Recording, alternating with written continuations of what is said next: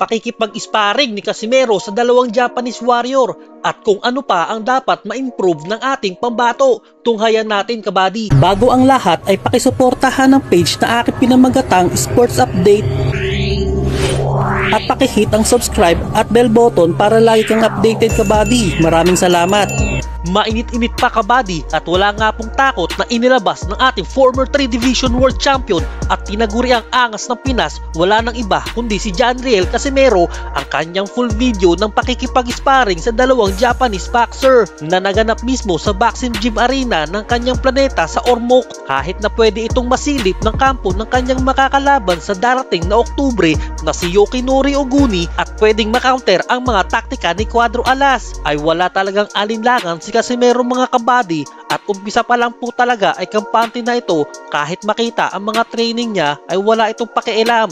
Kahit ang mga kinakain niya ng mga kamote at nilagang saging ay binubulat-lat na rin niya para makahabol naman daw po sa lakas niya ang tinaguriang halimaw ng Japan at kasalukuyang top 2 sa pound for pound list na si Naoya Inoue. Kamakailan lang po sa isang interview ay nag-request ng drug test si Inoue kay Casimero kung magkakatapat silang dalawa sa ibabaw ng lona, na agad namang tinawanan ni Casimero na natatakot daw umano ang halimaw ng Japan sa mga naglalakasang suntok niya. Balik tayo sa sparring, kabady. So napalaban nga po ng sobra ang ating pambato dahil magkaibang estilo ang ipinakita ng dalawang Hapon na nakasagupan ni Casimero bilang mga sparring partner. Ang matangkad po pala ay si Hirinori Moshiro na lumalaban po sa lightweight division o 135 pounds na isang counter puncher at magalawang estilo sa loob ng ring.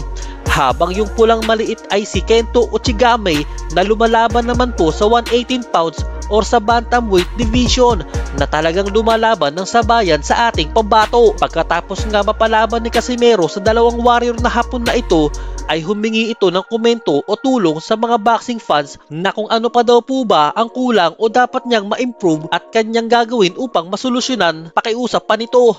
At magugulat ka talaga, kabady, na halos lahat ng mga komento ng mga boxing fans na dapat ma-improve ng ating pambato ay ang stamina nito. Ayon pa sa mga boxing fans ay malakas at magaling na raw si Casimero at kailangan na lang ang consistency ng stamina para dire-diretso ang pag-follow up ng mga suntok at para kahit hanggang round 12 daw umano ay walang maging problema. Halina't panoorin natin ang sparring ng ating kasalukuyang pambato. Wala nang iba kundi si angas ng Pinas, Janriel Casimero. At kung may comment at reaction po kayo, mga kabady, ay welcome po kayong magkomentos at courtesy po sa Cuadro Alas. It's my boy!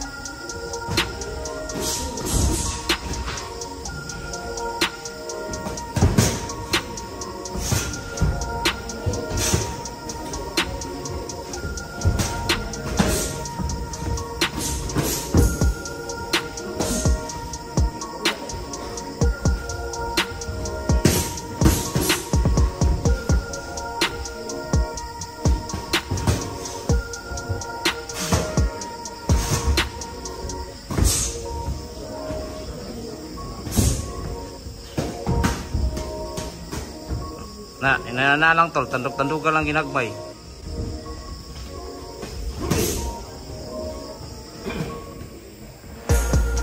Na, inana lang. Boom, boom.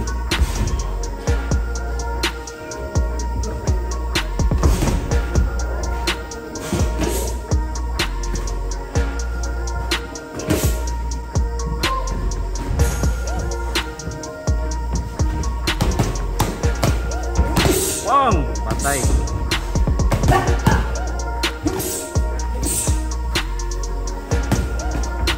Bang! Time out!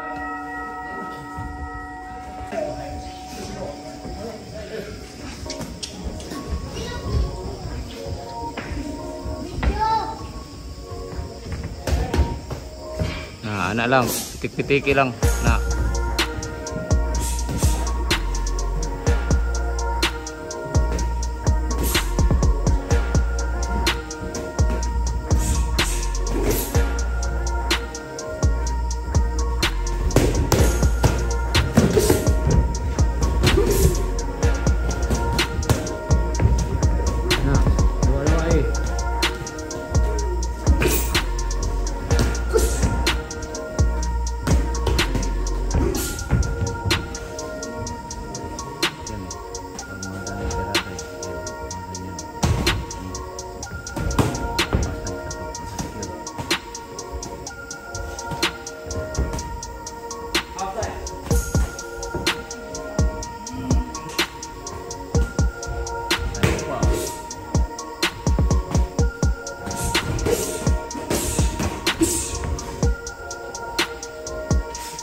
Last 1 minute.